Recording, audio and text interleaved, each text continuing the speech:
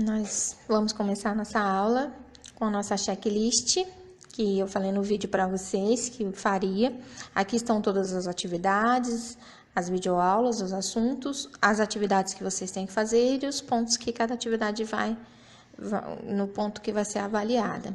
Então, você tem que conferir essa checklist, se você fez todas as atividades no seu caderno, se estão corretas, se você fez todas da maneira correta, para assim que nós conferirmos, nós avaliarmos, então, quantos pontos você vai conseguir com cada uma das atividades, de acordo com o seu desempenho.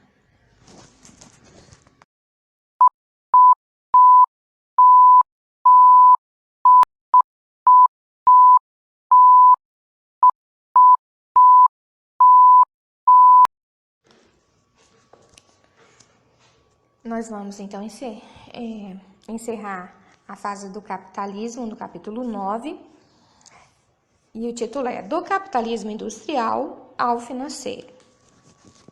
Os princípios do liberalismo econômico, livre mercado, divisão do trabalho e não interferência do Estado na economia, foram amplamente praticados nos países industrializados.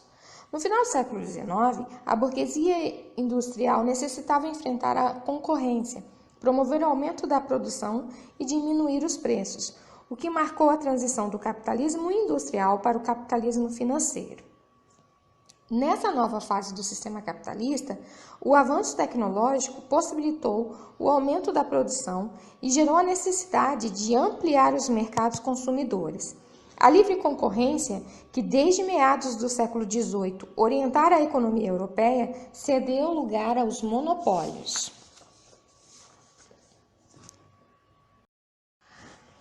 A partir da metade do século XX, começaram a surgir concorrentes para os produtos industrializados ingleses na Alemanha, França, Itália, Rússia, Japão e Estados Unidos. Esse processo caracterizou-se por inovações técnicas com base no uso do petróleo como combustível, nas aplicações da energia elétrica e na invenção do aço. Tais novidades aceleraram a produção e aperfeiçoaram a tecnologia, que foi progressivamente ampliada às indústrias, transportes, comunicações e construção civil. Nas cidades industrializadas, a paisagem urbana foi bastante modificada. Criou-se uma infraestrutura de saneamento, iluminação, habitação, transporte e saúde. Em Londres, por exemplo, observou-se que a população havia dobrado de tamanho entre 1821 e 1851 e novamente até 1900. A agitação típica da segunda revolução industrial compunha-se de pessoas em trânsito cotidiano de suas casas a seus empregos. Cidades como Londres, Paris, Berlim e Chicago tornaram-se importantes centros industriais. Nas cidades industriais, a urbanização alcançou níveis inéditos até então.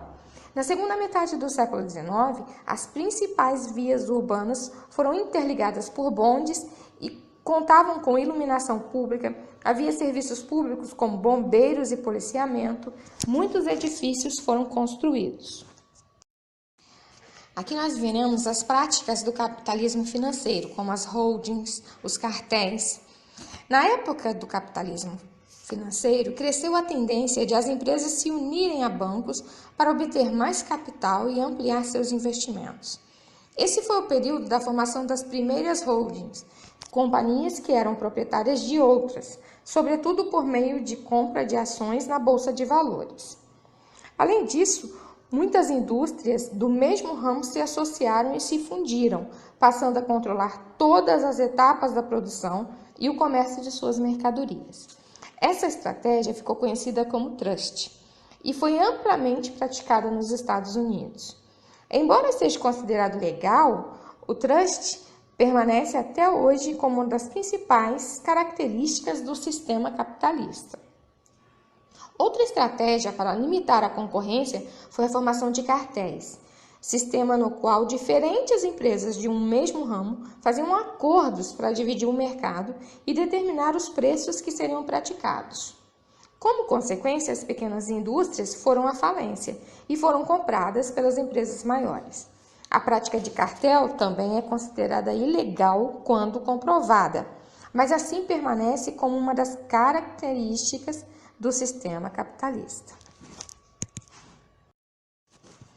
As greves e sindicatos, estratégias de organização dos trabalhadores. Como existiam cidades muito industrializadas, como Londres, na Inglaterra, foi necessário em alguns lugares que os operários se unissem e traçassem formas de pressionar os patrões a atender suas reivindicações. Uma dessas formas eram as greves, que provocavam a diminuição dos lucros patronais por causa da interrupção da produção. Quando não estavam dispostos a negociar com os operários em greve, muitas vezes os patrões fechavam as fábricas, impedindo assim uma eventual volta ao trabalho. Essa estratégia ficou conhecida como lockout, expressão que em inglês significa trancado para fora. O lockout ainda é utilizado atualmente. É equivalente a uma greve de patrões.